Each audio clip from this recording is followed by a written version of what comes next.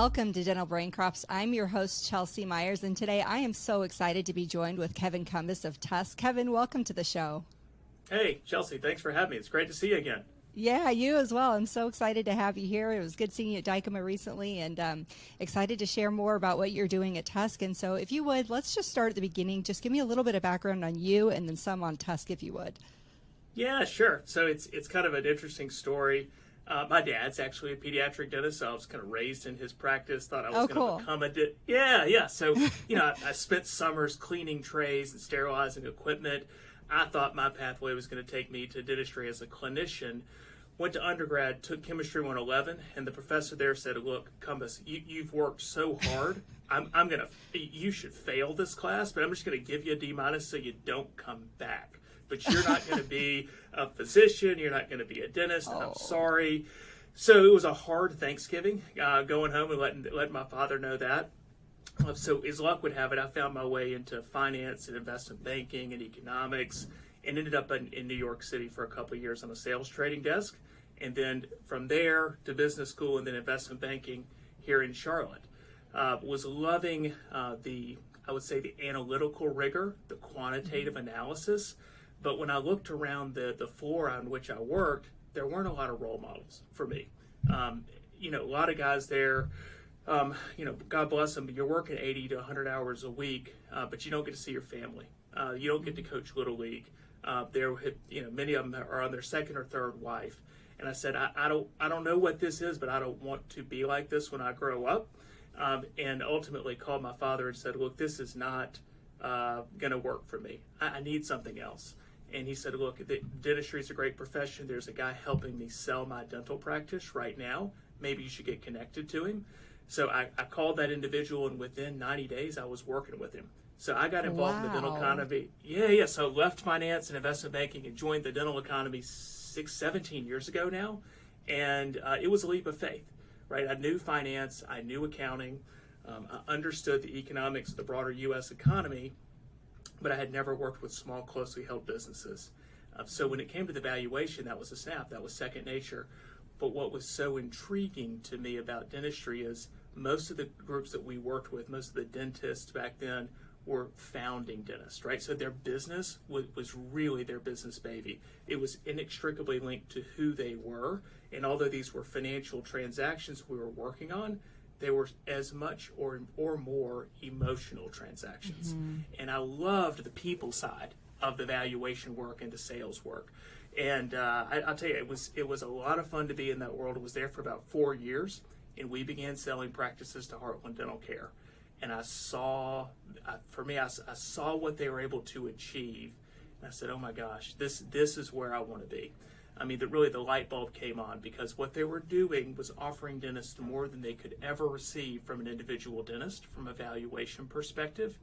But they were effectively buying these practices at 3 to 4 times EBITDA, knowing that they were worth 10 times EBITDA at the time. And the arbitrage on those multiples was so enticing. I said, "All right, look, this is the future of dentistry. This is the way this is going. I need to get involved in this world."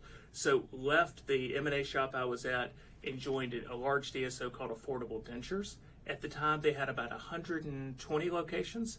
Over the 3-year tenure I was there, they grew to 210.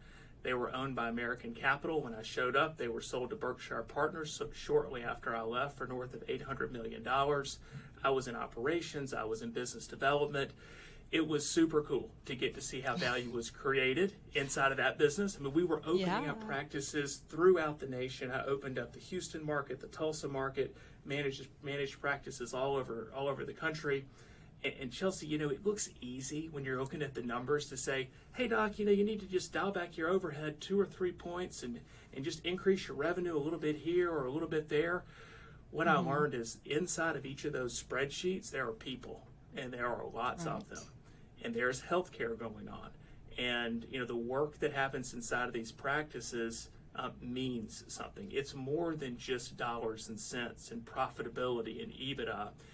The people that work inside those organizations, you're helping their kids go to college. You're helping them go from renter to mortgage owner. All these wonderful things are happening inside these businesses, and I had a front row seat to get to experience that. So I really got to see the human side of dentistry.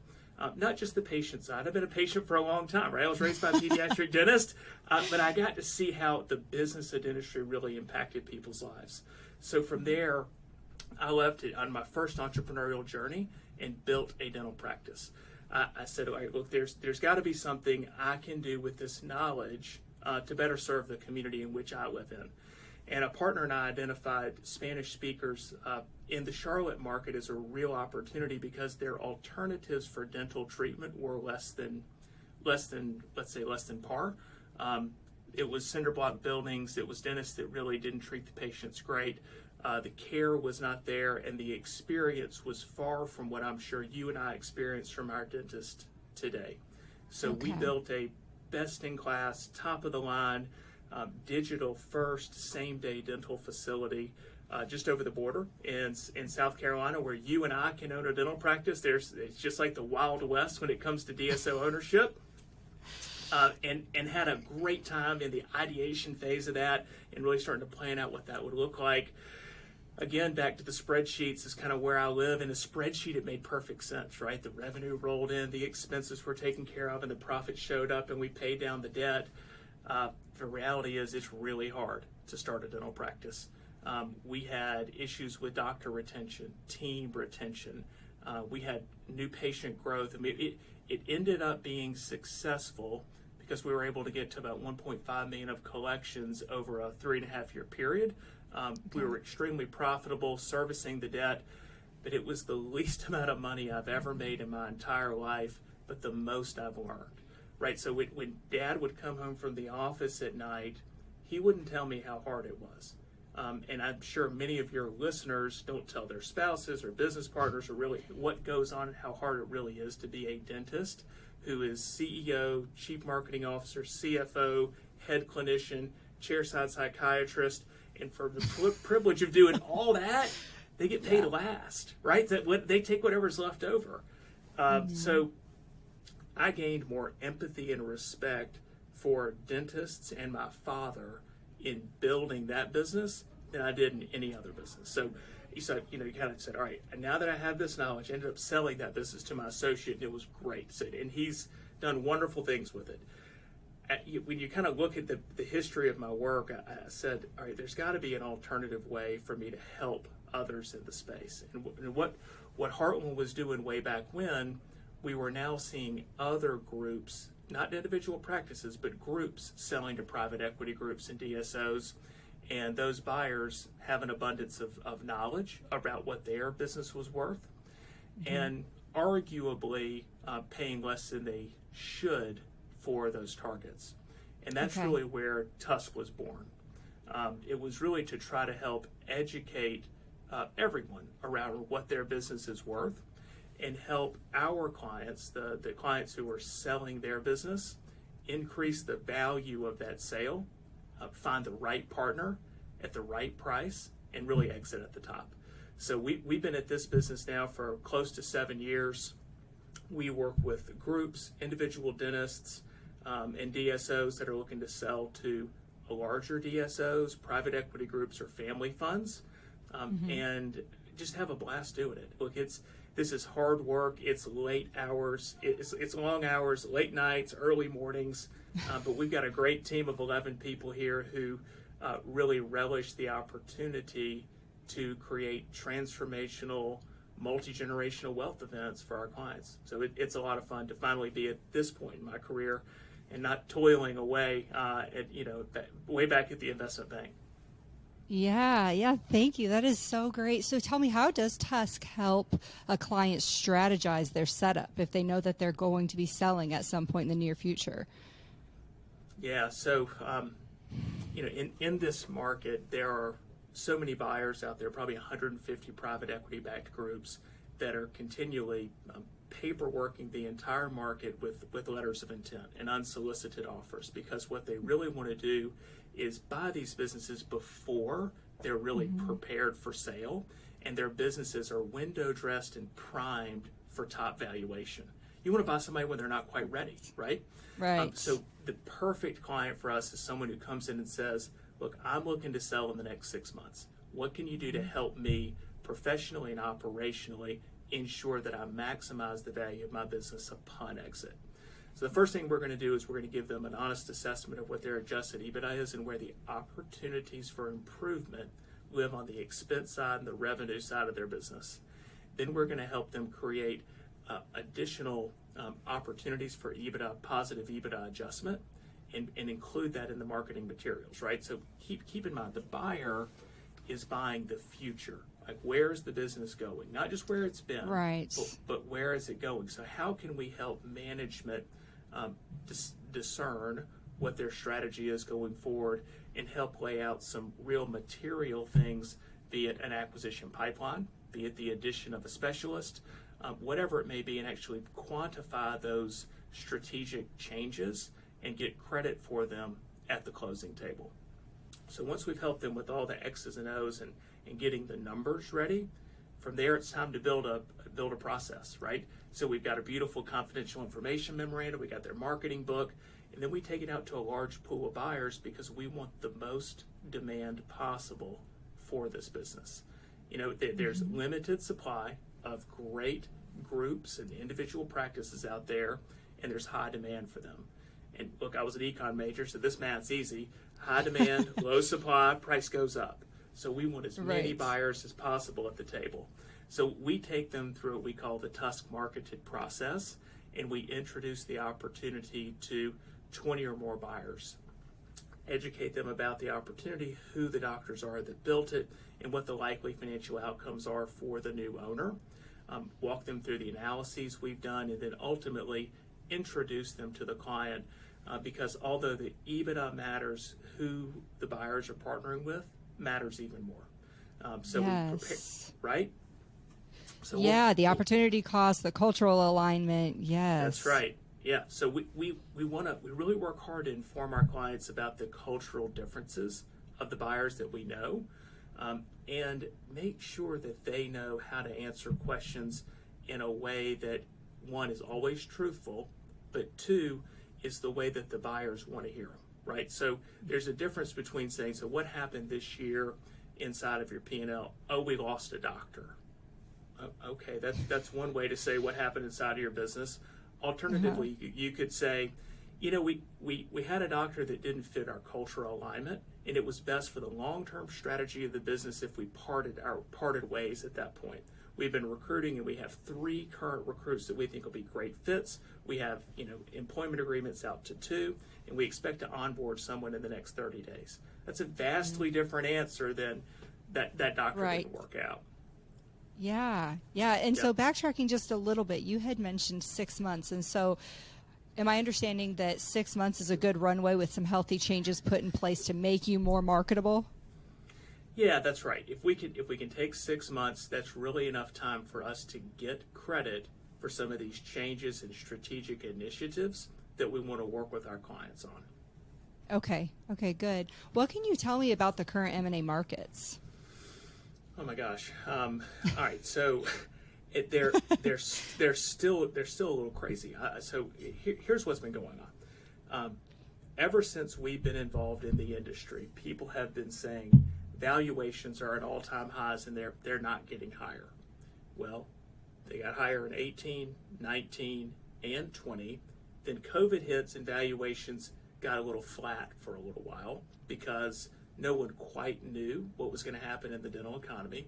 Once the debt capital markets reopened at the end of 2020, beginning of 2021, valuations spiked again and were higher than they were in 2019.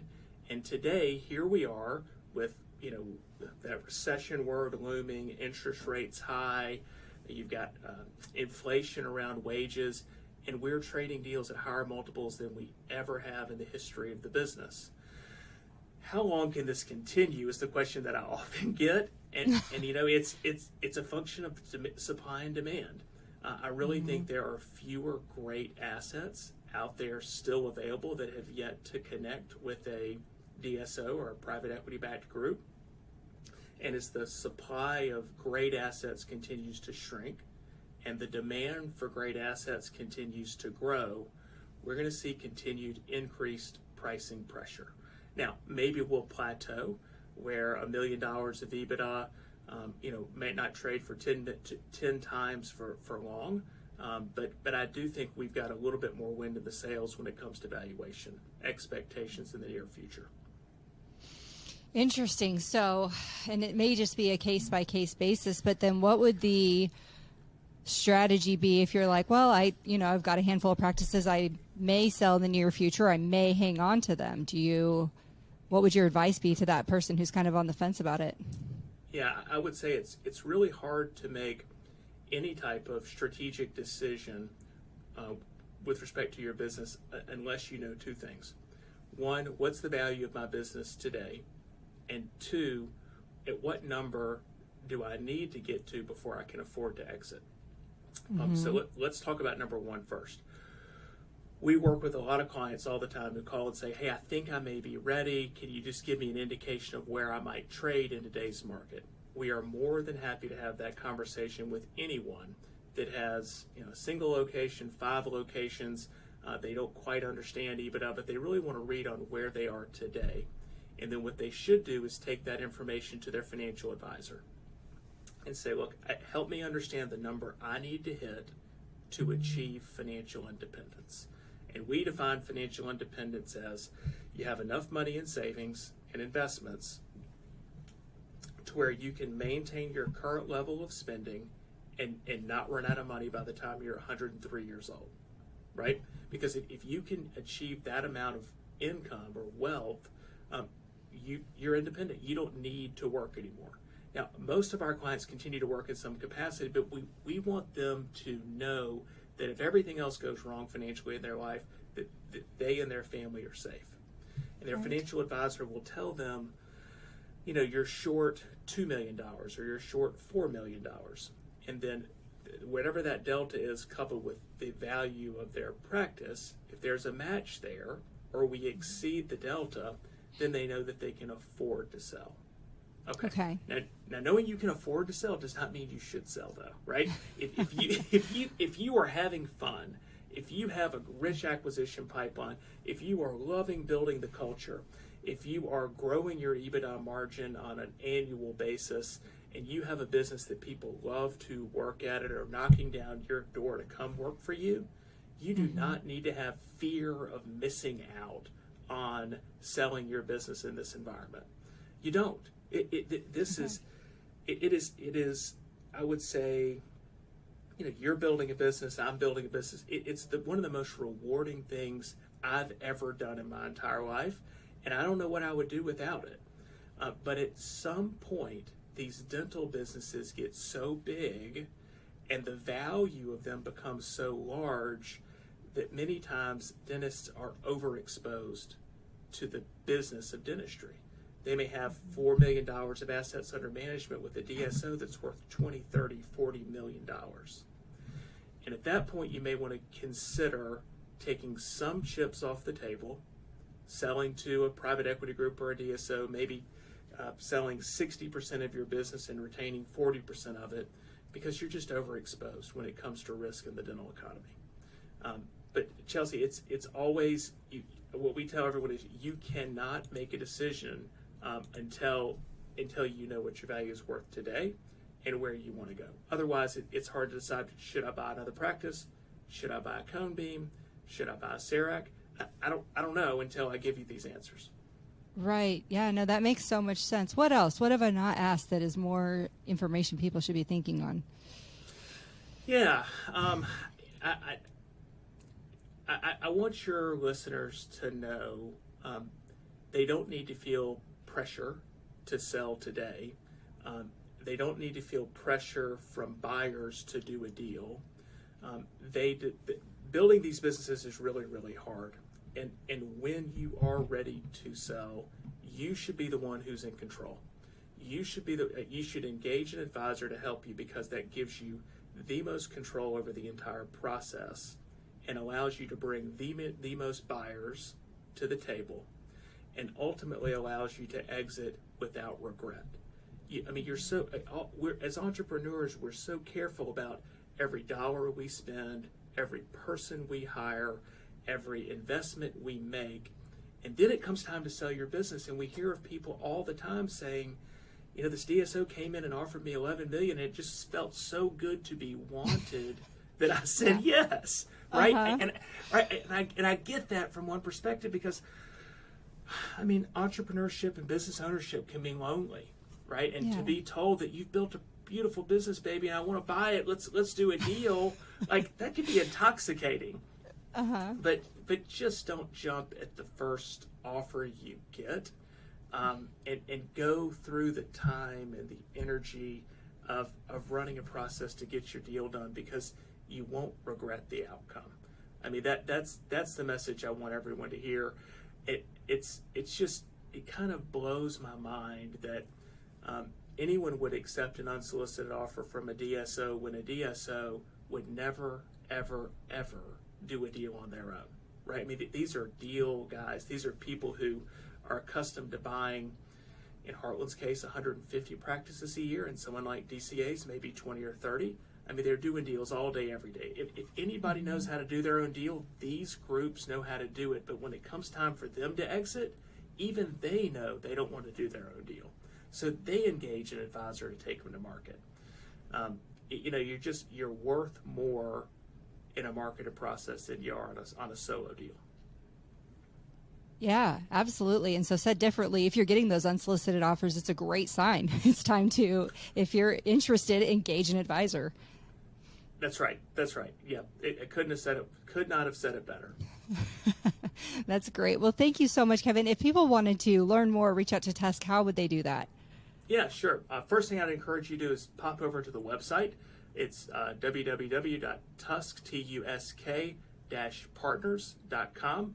On there, you can find all sorts of interesting things to read, our blog, and all of our webinars as well. You can reach me directly over email at kevin@tusk-partners.com, and you can find our phone number on the website as well. Perfect. Thank you so much, Kevin. It's so good to see you. Thanks, Chelsea. Good to see you again.